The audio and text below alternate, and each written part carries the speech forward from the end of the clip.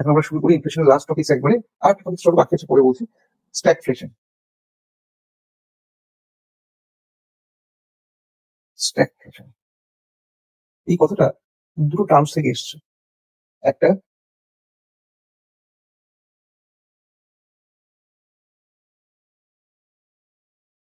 Stagnation plus inflation. Stagnation plus inflation, যারা পরে join করলে প্রত্যেকে গুড ইভিনিং। ইনফ্লেশন ভালো করে খেয়াল করলে কি লিখলাম, স্ট্যাগনেশন প্লাস ইনফ্লেশন। আমার সঙ্গে সঙ্গে বলবে, দেখো তো এই যে বিজনেস সাইকেলের ফেজ গুলো, একবার তো না অনেকবার বলেছি,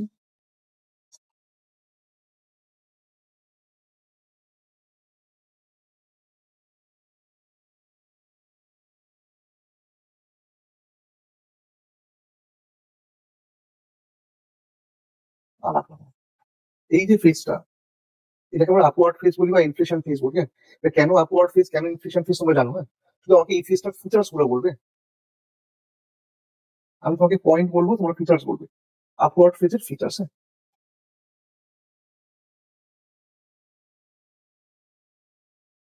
বলো এই ফেজে জিডিপি বাড়বে না কমবে? আপওয়ার্ড ফেজটা জিজ্ঞেস করেছি, কিন্তু আপওয়ার্ড বাড়বে। বাকিরা সবাই কি করে তো সময় অরবিতা, এই ফেজটাই স্যার জিডিপি বাড়বে। হ্যাঁ স্যার বাড়বে। নিলাম। প্রাইস বাড়বে না কমবে? সোমো, এই ফেজটাই বাড়বে। লজিক কি? প্রাইস বাড়বে, রাইট অ্যান্সার। হ্যাঁ একদম ঠিক। এক্সেস ডিমান্ড, তাই না? মানিটা বাড়বে, বাংলা কথা। জনগণের হাতে প্রচুর পয়সা, সাপ্লাই অফ মানি বেশি, সাপ্লাই অফ মানি বেশি, ডিমান্ড বেশি, প্রচুর লোক কাজ পাচ্ছে, চাহিদাও বেশি, প্রাইস বাড়বে। নিলাম। আনএমপ্লয়মেন্টটা কি হবে স্যার? এটা তো কমবে, আনএমপ্লয়মেন্টটা কমে যাবে। এটা মাসুদের যুক্তি, বাকিরা একটু বলবে।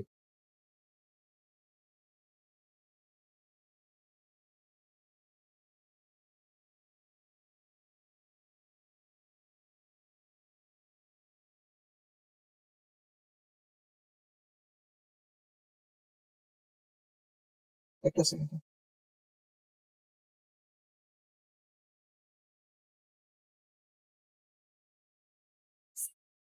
মাসুদ ছাড়া বাকিরা সবাই সাইলেন্ট হয়ে গেলে। এই ফেজটাই তো জিডিপি বাড়বে, প্রচুর লোক কাজ পাবে, তাই না? কলকারখানা গড়ে উঠবে, তাতে কি হবে? এমপ্লয়মেন্ট বাড়বে। আর সত্যি এমপ্লয়মেন্ট বাড়বে, তাতে আনএমপ্লয়মেন্ট কি হবে? কমবে। ঠিক বলছো। একটা সেকেন্ড বাবু, একটা সেকেন্ড।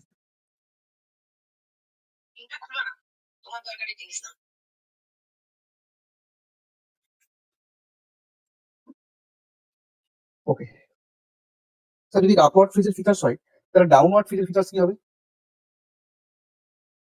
স্যার এগুলোর উল্টোটা হবে। এইটার ব্যাখ্যায় যাবো না আমরা, তোমরা একটু ব্যাখ্যায় যেও না। স্যার জিডিপি কমবে, প্রাইস লেভেল কমবে, আনএমপ্লয়মেন্ট বাড়বে। এবার একটু বুদ্ধি খাটিয়ে দেখবে, তুমি গুড ইভিনিং।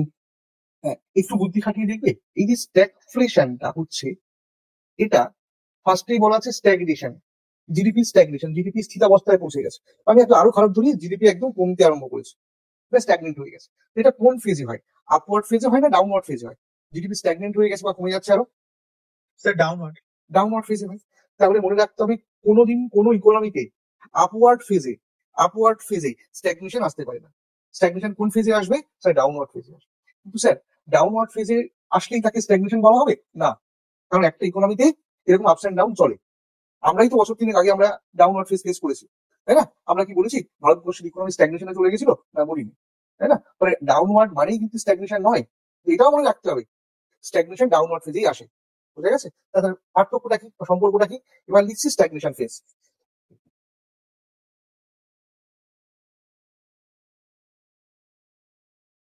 স্যার স্ট্যাগনেশন ফেজেও জিডিপি কমবে। দিলাম।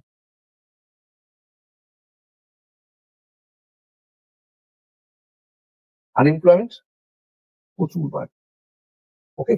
কিন্তু একটা সমস্যা হবে, দাম স্তর যেখানে ডাউনওয়ার্ড ফেজে কমার কথা, কমবে তো নাই, উল্টে কি হবে? দ্রুত হারে বাড়তে থাকে। That's call stagnation. বুঝা গেছে? তোমার কিন্তু এই ফিচার্স গুলো একটু মনে রাখতে। স্যার এটাই হয় অ্যাকচুয়ালি মানে রিয়েল লাইফ। এক্স্যাক্টলি। এক শ্রেণীর মানুষের হাতে প্রচুর পয়সা চলে আসে, সবার হাতে না, সবার হাতে না, আবার পুরো ইকোনমি জিডিপি ডাউনওয়ার্ড, এক শ্রেণীর মানুষের হাতে প্রচুর পয়সা চলে আসে, তারাই পার্চেসিং পাওয়ারটা বাড়িয়ে দাম স্তরটা বাড়িয়ে দেয়। ঠিক আছে? এবং ক্রমাগত বাড়তে থাকে, ক্রমাগত বাড়তে থাকে। That is called stagnation. তাহলে স্ট্যাগনেশনের ফিচার্স কি বললাম পঞ্চিকা? জিডিপি কমবে, প্রাইস বাড়বে, আনএমপ্লয়মেন্টও বাড়বে। তাহলে তো স্যার এটা মানে ওয়ার্স্ট ফেজ। এটাই তো একটা ইকোনমিতে যেন কোনো ইকোনমিতে যেন স্ট্যাগনেশন না আসে। ঠিক আছে? ওই যেটা আমরা ইনফ্লেশন বলি না, শ্রীলঙ্কা বিলঙ্কা অ্যাকচুয়ালি স্ট্যাগনেশন হয়ে গেছে। ঠিক আছে? এখান থেকে বেরোনো একটা ইকোনমি খুব চাপের, খুব সমস্যার ব্যাপার। ইনফ্লেশন আপস অ্যান্ড ডাউন এগুলো লেগে থাকে না, বুঝলি? স্ট্যাগনেশনটা হচ্ছে একেবারে মারাত্মক ফেস, এখান থেকে বেরোনো খুব চাপের। আচ্ছা, আমি কি ওই নাম কি, rate of inflation,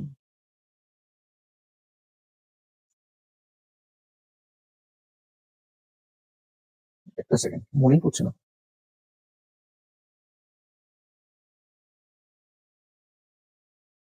Philips curve কি বলেছি অসুখ? না স্যার, ফিলিপস কার্ভ বলি, হ্যাঁ, প্রত্যেকে হেডিং করো ফিলিপস কার্ভ।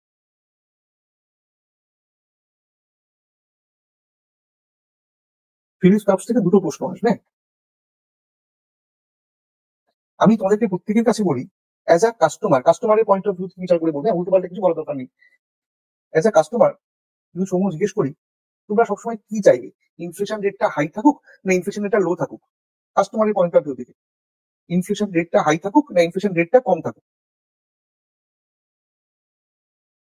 বলো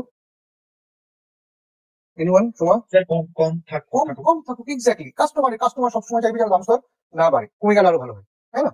আমি সেখানে কমই ধরলাম, তাহলে ইনফ্লেশন রেটটা কম থাকা ভালো। কিন্তু অন্য একটা সমস্যা হবে, যদি ইনফ্লেশন রেট কম থাকে তাহলে যারা বড় বড় বিনিয়োগকারী ইনভেস্টাররা তারা বিনিয়োগ করতে আসবে না যদি আসবে না। এক্স্যাক্টলি। আর যদি সময় সত্যি বিনিয়োগকারীরা বিনিয়োগ করতে এগিয়ে না আসে, তাহলে প্রোডাকশন কি হবে? কমবে, তাই তো? কলকারখানা কম করে উঠবে। এমপ্লয়মেন্ট কি হবে? কমবে। যা, তাহলে কি হলো সম? যদি তুমি বলো স্যার আমি ইনফ্লেশন সহ্য করবো না, ইনফ্লেশন রেটটা কম থাকুক, ভালো কথা, তাহলে তোমাকে কি সহ্য করতে হবে? তোমাকে আনএমপ্লয়মেন্ট বা না, দাম তো বাড়ছে, তুমি তো বললে যে দাম কম, আমি মেনে নিলাম, ইনফ্লেশন রেটটা কম, তোমাকে কি সহ্য করতে হবে? আনএমপ্লয়মেন্ট সহ্য করতে হবে। কারণ ইনভেস্টার এগিয়ে আসবে না। স্যার ঠিক আছে, বোঝা গেল। এবার যদি আমাকে বলে স্যার ঠিক আছে স্যার, আমি না একটু ইনফ্লেশন সহ্য করবো, 6%, 7%, 8%, 9% সহ্য করা যায়, এটা মডারেট। সত্যি আমরা ইনফ্লেশন সহ্য করি, ইনফ্লেশন রেটটা হাই থাকুক, হাইবার ইনফ্লেশন বলছি না, 6, 7, 8% কথা বলছি, দাম স্তর বাড়ছে, হ্যাঁ স্যার একটু সহ্য করে নিয়েছি। এই অবস্থায় ওর তুমি যখন তার উল্টো ঘটনা ঘটবে, যদি ইনফ্লেশন রেটটা মডারেট থাকে বা হাই থাকে, এই অবস্থায় ইনভেস্টারটা কি হবে? ইনভেস্ট করতে এগিয়ে আসবে, রাইট? যদি ইনভেস্টাররা ইনভেস্ট করতে এগিয়ে আসে, প্রোডাকশন বাড়বে, এমপ্লয়মেন্ট বাড়বে, এমপ্লয়মেন্ট রেটটা বেড়ে যাবে, আনএমপ্লয়মেন্ট রেটটা কমে যাবে। তাহলে বোঝা গেল গল্পটাকে। এখন ছবিটা আঁকিনি, এবার রাখবো। যদি তুমি মনে করো ইনফ্লেশন রেট সহ্য করবে না, ইনফ্লেশন রেট একেবারে কম থাকুক, তলায় থাকুক, কি থাকবে? তার আনএমপ্লয়মেন্টটা কি হবে? ওকে। আর যদি তুমি মনে করো যে আমি ইনফ্লেশনটা সহ্য করবো, তাহলে তোমাকে আনএমপ্লয়মেন্টটা কম সহ্য করলেও হবে, আনএমপ্লয়মেন্ট রেটটা কম থাকবে। এই যে relation between rate of inflation and unemployment rate, repeat করছি, rate of inflation and unemployment rate, এই রিলেশনটাকেই প্রফেসর A.W. ফিলিপস দেখিয়েছিলেন। তাই এই ওনাকে স্মরণ করে এই রেখাটাকে নাম বলা হয় ফিলিপস কার্ভ। এর কার্ভটা এখন আঁকিনি, এখানে লিখবো রেট অফ ইনফ্লেশন,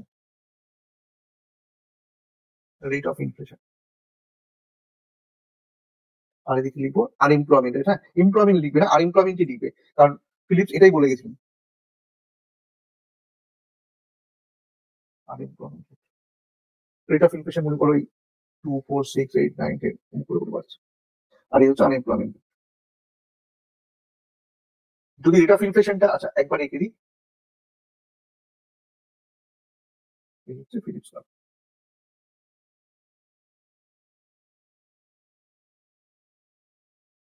যদি রেট অফ ইনফ্লেশনটা পঞ্চিকা উপরের দিকে থাকে, একটু সহ্য করলে 6%, 7%, 8%, তখন তোমার আনএমপ্লয়মেন্টটা কি হবে? আনএমপ্লয়মেন্ট রেটটা কম হবে। যদি তোমার মনে হয় স্যার না আমি চাই ইনফ্লেশন রেটটা কম থাকুক, তখন আনএমপ্লয়মেন্ট রেটটা কি হবে? বলতে হাই হবে। তাহলে ফিলিপস কার্ভ কার মধ্যে সম্পর্ক দেখায়? Phillips curve shows the relationship between rate of inflation and unemployment rate. ওকে, এবং রেট অফ ইনফ্লেশনের সঙ্গে আনএমপ্লয়মেন্টের কি সম্পর্ক সেটা মাথায় রাখবে। রেট অফ ইনফ্লেশন বাড়লে আনএমপ্লয়মেন্ট কমবে, রেট অফ ইনফ্লেশন কমলে আনএমপ্লয়মেন্ট বাড়বে। এই তো কথা।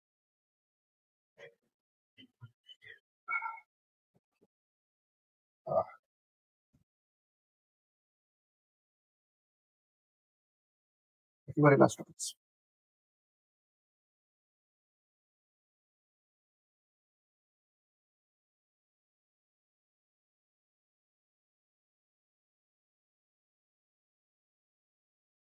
এত কিছু করানোর পরে এবার এইটুকু আশা করি তোমাদের কাছ থেকে আশা পাবো, দেশে সত্যি ইনফ্লেশন হয়েছে বলে, না ইনফ্লেশন হচ্ছে, দাম বাড়ছে। এবার এই ইনফ্লেশনটাকে কন্ট্রোল করতে গেলে কি কি ব্যবস্থা নেওয়া যেতে পারে, তোমাদের কি কি ব্যবস্থা নিতে পারে মনে হয়, সাজেশন আর কি, how to control inflation. Sir supply of money যদি বাড়ানো হয়, মাসুদ কি বলছো, আরেকবার অ্যাক্সিডেন্ট হয়ে বলো। না সরি স্যার, ওটা সাপ্লাই মানে বাড়লে ইনফ্লেশন কি হবে, বেড়ে যাবে স্যার। আরো বেশি করতে হবে। হ্যাঁ, মানে কমাতে হবে স্যার। লাইনটা ঠিক হয়েছে, কিন্তু বলতে হ্যাঁ কি স্যার, বলবো, কমাতে হবে। সাপ্লাই মানে কমাতে হবে, এক্স্যাক্টলি। এখন এটা কমাবে কে, বা আর বাড়াবে না, আর দেবে না, তাই না? গভর্নমেন্ট অফ ইন্ডিয়া আর আরবিআই দুজনের কাছেই তো অথরিটি আছে। Exactly. তাহলে তুমি যখন দুজনের নাম বললে আমি তখন সেভাবেই লিখবো এ বি। কেন এ বি লিখলাম বুঝতে পারছো? ইনফ্লেশন কন্ট্রোল দুজনে করতে পারে, একজনরা সেই আগেও বলেছি government of India. Government of India যে সমস্ত পদ্ধতি প্রয়োগ করে ইনফ্লেশনটা কমাবে, সাপ্লাই মানে কমাবে, কি নামে রাখবো, তোমার মনে থাকা কথা কি বাবা, ফিসক্যাল পলিসি। আরো বলছে, আর যে সমস্ত পদ্ধতি আরবিআই হাতে আছে সেগুলোকে আমরা কি সঙ্গে কি বলবো,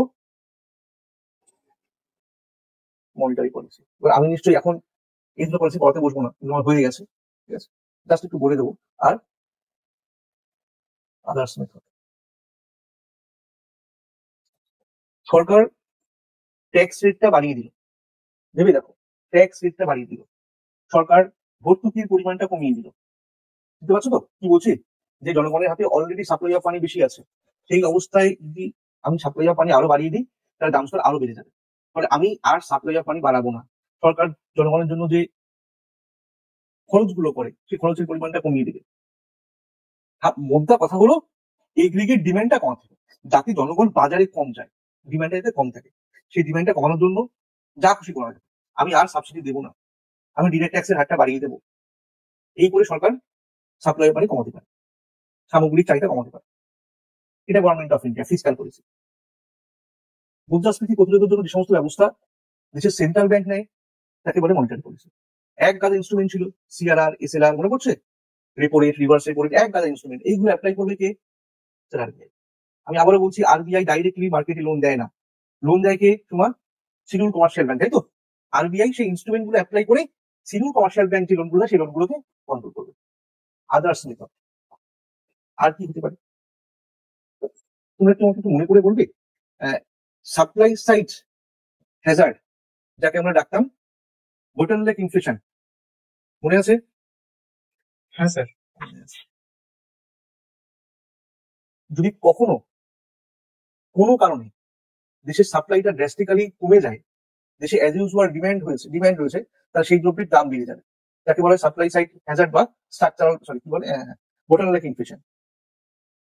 আবার তোমরা এটাও জানো ও স্যার, যখন এগ্রিগেট ডিমান্ডটা বেশি হয়ে যাবে এগ্রিগেট সাপ্লাই থেকে, অর্থাৎ there is an gap between aggregate demand and aggregate supply, আমি বলিয়েছি এই গ্যাপটাকে আমরা বলি ইনফ্লেশনারি গ্যাপ, আইডি, ইনফ্লেশনারি গ্যাপ, মুদ্রাস্ফীতি ব্যবধান equal to aggregate demand minus aggregate supply. কোন একটা প্রোডাক্ট বাজারে ডিমান্ড হচ্ছে 500 পিস, 500 জন লোক চাইছে, বিশ্বাস করো বাজারে এই মুহূর্তে প্রোডাক্টটা আছে 200 পিস, তার মানে 300 জন লোক প্রোডাক্টটা পাবে না, প্রাইসিস, তাই না? এই যে ইনফ্লেশনারি গ্যাপ, এই অবস্থায় দ্রব্যের দাম বাড়তে থাকবে।